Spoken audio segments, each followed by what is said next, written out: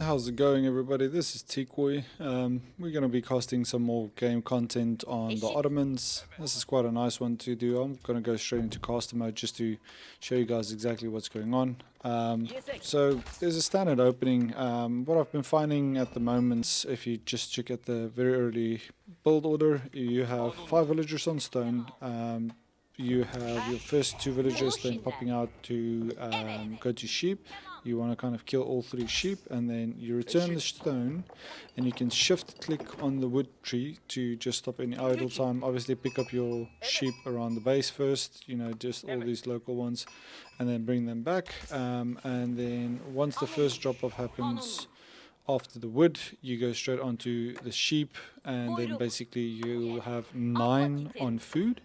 Let's just speed this up to get that going, and then immediately start transitioning over to gold. If you look on his side, he did his straggler tree. He's going for a second chop, but he also has his military school much earlier up than I did. I should have taken one of these villagers on a military school, which I didn't.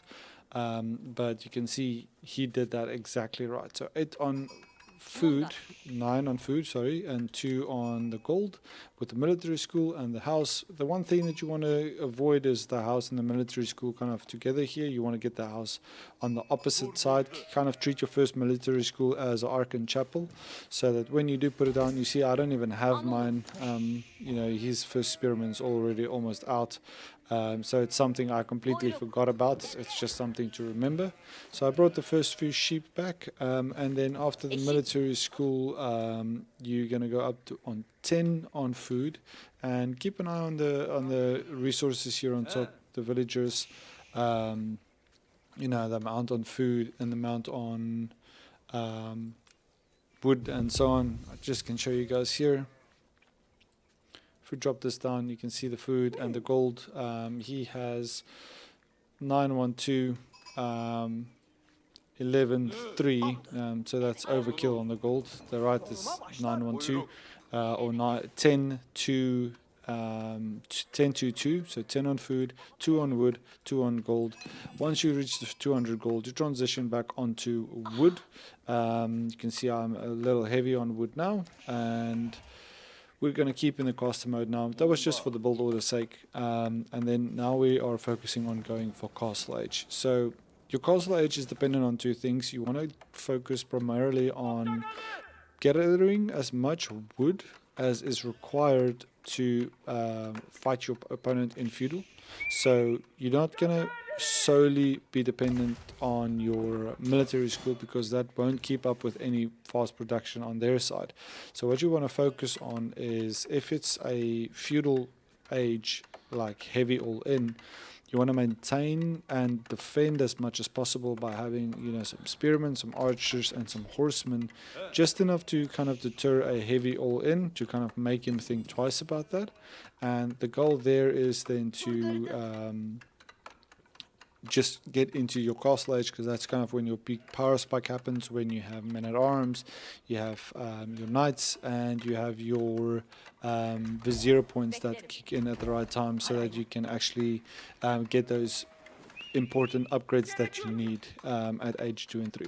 So you can see we keep at least a minimum of 4 on the food, predominantly the sheep. You can see now I'm sending out my spearman. He's already on his second spearman, and you can see he's going to start harassing the gold just as I'm starting to transition into gold. He's a bit more heavy on gold, but you can see he's also transitioning into the wood. What's wrong about this build order on both of our sides is your first spearman is supposed to come in and harass. Okay, you want your first military school, and very shortly after that, already at this time, your blacksmith down, and then transition into some stone like I did right here, and then from there go into your second military school as soon as you have that first 100. So I'm already over on this. So you want your second military school, so you have that free production of units just trickling in, because 6-7 minutes in, these spearmen, we can see there it's a minute each. So for every minute you lose, it's a spearman that you lose. And remember, villagers are able to take some fights. They do have some attack, so don't be scared to kind of deter early, like low normal spearmen like this. It's not irregular for them to lose the spearmen because of the strength of the villager. It's not that big of a difference. It's 7 and 6, so they do quite a bit of damage, and they have equal 0 armor on both sides, so it's worth taking that fight. It's just a health difference on the spearmen that's a bit more. So you can see he's also trying to get that microing right, focusing on the straggler trees, much more heavy on wood, very over on wood, but he's going for the military schools, and immediately over to Sipahis. I am still focusing on the spearmen just to deter the Sipahi, because all I want to do is get the military schools up, get the stone up, and kind of practice the build order, so that I can get more confident in what I need to do as the Ottoman, and your perfect sweet spots in that moment when okay, I'm doing the right things now. So this is kind of one of them. So as you transitioning over to the castle, there's the first vizier point. You have 6 on gold, you have the rest on food, and 4 on wood. That is your perfect sweet spot, and you want to have your 2 military schools, your blacksmith, and your 4 villagers on your berries. They'll just keep going around the berries. You can see no upgrades on my side. He does have the wheelbarrow, and he's going for a double broad axe. As far as I know from Beastie Cutie and from Aussie Drongo, who inspired this, they say go for the imams as your first vizier point. I wonder if we can see what he went for. Yep, he went for the imam. So you can see on the mirror matchup, immediately going out for the relics. But we are kind of microing a little bit harder than he has on the food and gold. You can see we are really pushing that specific build order, using the imams to just heal up the little bit of damage we took from the spearmen. And you can see the second blacksmith only going up now, where we are now sitting on 3 spearmen. He's lost 1 or 2, but he has a scout up, and his Sipahi is going to come out now. But the main focus is you can also use the spearmen here and use your patrol, which is just pressing D and pressing close over your villagers, so they will defend them. That's quite a nice thing to do. And you can also see my imams are also moving out now to go and pick up those relics, right? So you can see I pull some villagers right here now. We have 8 villagers. I think I'm probably going to pull a little bit more, because I do spot him also waiting for the relic here, and I'm not sure what his age up time is, because I still have only my spearman. I think I lost my scout. I think I ran into his base. So we see this is happening. So you can see I'm probably going to pull a little bit more villagers. There we go. Just pull these villagers just to get that age up as fast as possible, because I'm not sure if he's aging up or not. He's close, but the timing is out. You can get it at about 7 minutes 40. I saw from Beastie, sorry, from Aussie Drongo, if you get it a perfect micro on your units, but that takes practice.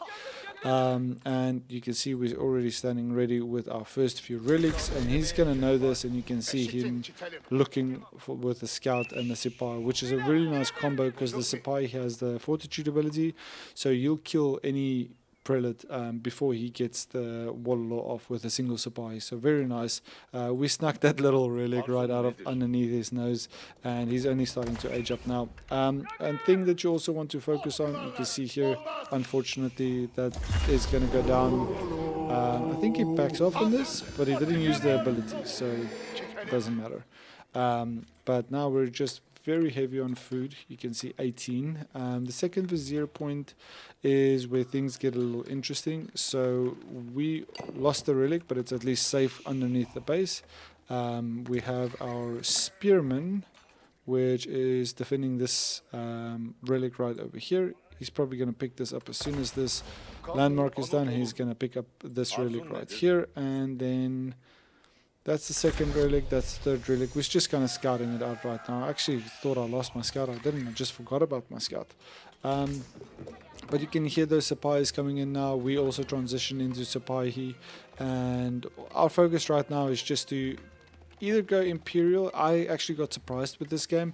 And you'll see slowly we're transitioning more into wood. And I think here the second vizier point I go for the second military school, but it doesn't help doing that if you get your rotation wrong. Main thing here, you can see the scout is picking up that the prelate is going to pick up the relic here, and we immediately send out our spearmen to kind of intercept this, and at the same time trying now to do that mid-game battle where you're either going to fight in castle age, because both of us is castle, or you are going to lose some early units, lose some resources at the end of the day. You can see still sitting on 6 or 7. He's gone very heavy on wood, which is no point really sitting on 400. We not overcapitalizing, but the main focus right now is just building up that mass, avoiding stuff like this. So that's the negative effect of firstly not bringing your sheep back. Secondly, if you don't go for the sheep as your first vizier point, you tend to run out of food very quickly. You have your 4 villagers on the twin minaret madrasa, but it doesn't help. Nice little turn here. Do we get it? That was close. That was close. That was close. You can see he's going for crossbows now, and I'm assuming that's just from training. He has the archery range. That's also something to remember, to build your production buildings within your blacksmith so that you can get that extra upgrades. And now you can see we have the double relics, and we're going to pick up a third one possibly. Yeah, there we go. 3 and 4 actually. A little army here, getting the sacred site, just making him focus on a lot more things than we need to. We're gonna probably get spotted outright here. Go for a little sneaky Wallalor again. Third one of the game, full game of Wallalors. There we go. We finally got some units. So now we're sitting on quite a nice number of troops, lucky number there. But we got the 4 relics. We have the mangonels coming out. Second one should be right around the corner. And if you look at the resources, just by very casually focusing on just the 4 villagers on wood, you have your military schools. This is a problem. I should have had more military schools out, or more production buildings here. You can't be this slow in castle age. You're not going to get away with it against more aggressive players. And I didn't really have the wood to do more, but I also had the double mosques. What you can do right now is pull these villagers off of gold, transition very heavily into wood so you can get those production buildings and housing and stuff out, and also go for some harassing. So now we're sending the Sipahi over to go deal with the enemy, see where he's transitioning to. The specific map is called Prairie, so you'll see all these little wood spawns, very small little wood forests that you need to focus on during the match. But you can see how much of a mirror match it is by having the same free military production, the siege production, and just trying to get any free resources where you can. I mean, look at this. I'm going for the Raz, but I'm not using or microing anything effectively. These mangonels should be right here underneath the town center to be as safe as possible. The imams should be with your forces, and it doesn't help if you are not applying any pressure to your enemy when you're trying to do these different things. But we have some units out in the field trying to get some harassment off, and again a full run around with no real pressure. His Sipahi is capturing the sacred site, and we still have not attacked. You can see how difficult it gets if you don't focus on transitioning into the games right away. But again, a lot of free units, no army worth. I mean, at 14 minutes you can have very, very Delhi Sultanate and Abbasid dynasty. They can sit easily on 18, 90 villagers at this point, especially if they go 2 or 3 town centers. Holy Roman Empire can be 14-minute imperial age, so you need to be very careful in throwing units away like this, because you will need them, especially if you're going to go castle age.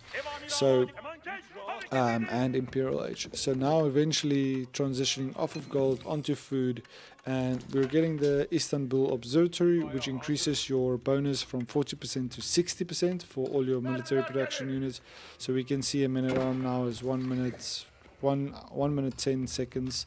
We'll see when this is done. It's probably going to change. Next for 0 point, probably going to pop out your what are they called? Your raiders. I'll get the name now as soon as we see them pop out. But either you go for that or you go for your extra military school. So then you'll have a total of 5 military school. But you can see I'm only at 15 minutes. You know, if I had my 2 other military schools out, that's an additional you know, 1,000 or 2,000 resources that you get for free just by having those units produced. And you have an additional this is about 12, about almost 2,000 resources just in the siege weapons that we have. So it's a lot of free units, but you need to also play into it. You know, what I've done is nothing close to perfect. What he's done is nothing close to perfect, but it is a mirror, and that's something worth noting. So you can see he's done well by going for the extra production, but he's not capitalized on the units. Quite a mess that he has right now. And we have the extra gold that we don't have to worry about, so we're focusing heavily on food. You can see transitioning onto berries, using the wood as much as we can, transitioning over to semi-safe other wood sources. We did get some extra food right here. He's also doing the exact same, some more food here at the back. The gold is probably going to last most of the game. And you can hear some of those resources getting depleted, and the military schools going within the safety of the blacksmith, or not the safety, the influence of the blacksmith. And my military school's only getting up now, where he's been having them running for quite a few minutes, and you can see that is military schools and a lot of Sipai, a lot of units out in the battlefield, and we don't have that. So the point is, you have to. There's a timing on the elite archers. You actually got the archer upgrades. You see, in this type of scenario, you should pick your fight immediately, because your supply will deal very well with any archers or crossbowmen or even the raiders, right? But in this type of situation, what are you waiting for? Because your archers are going to deal very well with the spearmen, and your Sipahi are just going to cause such a big problem inside. You can see the damage go up quite significantly, 12 versus 12, but they do extra damage when they activate the ability, 50% attack speed, so you can basically get double the damage.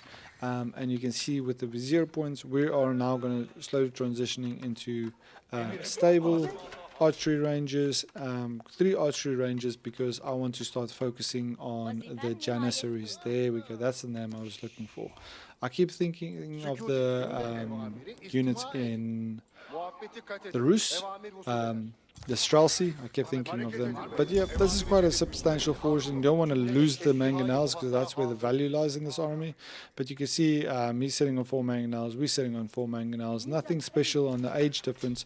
We are going for the Great Bombard, which I think is 3 minutes production, which is quite a lot, but it is for free. It's 1,000 resources for free just on that. Again, struggling on the food here. This is something you have to be aware of playing the Ottomans. And I say struggling with food, but I'm sitting on 3,500 food, where he's microing his resources very, very well, but into an economy and not necessarily into military.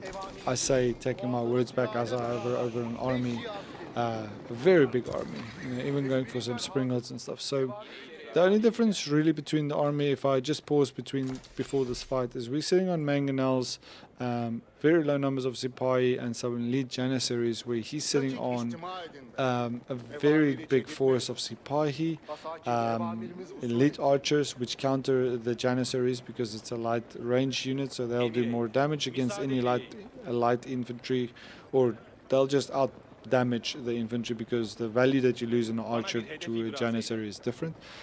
He doesn't have Janissary. Actually, he has 7 Janissaries in there as well, and some crossbowmen, a Springald. Very balanced army that he has here. So let's play this out and kind of see how this fight goes. You can see no production happening right here. We have some elite lancers coming out, very much queued up there with 1 stale, doesn't help. And this army should be causing harm. They're going for the same berries that I've already picked up here at the back, but just trying to use those free food sources. He's splitting up the army over here, and I guess that's just the grace of and the luck of the game. There our Janissary pops up, and now we're sitting on 18 elite Janissaries. We got the Janissary upgrade, so that's 20 plus extra 20 damage versus cavalry, which is great for anything like this. But you can see now the army difference, where he's very elite archer focused, and he has the men-at-arms, spearmen, springald. We went for the Great Bombard as soon as possible. That's something you need to remember. We just leave these villagers to kind of sacrifice. There's no point microing them. They're just going to get run down, causing a bit of idle time here where we can. And now we push forward with a line formation, because we want to avoid being grouped up, especially knowing he's having mangonels. Separating the knights and the horsemen, and trying to avoid this landing right here, because that is GG. If you lose, and you could have had it, we backed off right there. It was a lucky miss there, but we have the mangonels now. Very huge fight, and that was probably what turned the fight over here. We have the Janissaries popping in, and he can't really come and attack. You can see here, why is this whole army not either inside my base causing me to micro when his whole army is being attacked? We also have the Methers increasing the attack speed. That's why these Janissaries are going like crazy on the attack. And we have the Great Bombard that's just going to start focusing on the attack here. He actually gets a shot off on the Great Bombard, and we immediately start focusing on getting, and he gives up. I think it's because he lost the military. Obviously he's not going to maintain it, but the main focus here was just to show you guys that the Ottomans has big giant forces to reckon with, very aggressive civ, but you can't play it without using those early benefits, and that's kind of the focus point. I hope that helped, and I'll see you guys in the next video. Hope you have a good day. Cheers.